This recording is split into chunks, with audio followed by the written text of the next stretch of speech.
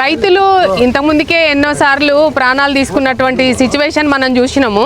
ఇప్పుడు ఈ కావేరీ కంపెనీ ఏదైతే ఉందో వీళ్ళను నమ్మించి మోసం చేసింది, దగా చేసింది. వాళ్ళు ఎక్కడ చెప్పుకోవాలో తెలియక పాపము వాళ్ళు దానికి సంబంధించిన మామూలుగా సర్టిఫికెట్ ఇస్తారు కదా, అది ఇస్తే చాలు వాళ్ళు కన్జ్యూమర్ కోర్టులో కూడా వేసుకోవచ్చు.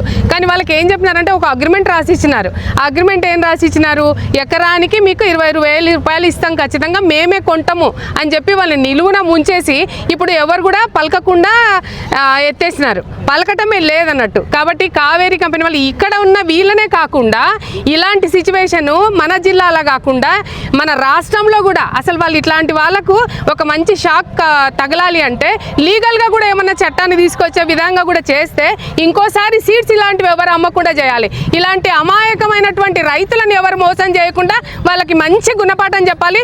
వాళ్ళకు తగినటువంటి పరిష్కారం ఇవ్వాల్సిన అవసరం ఉంది.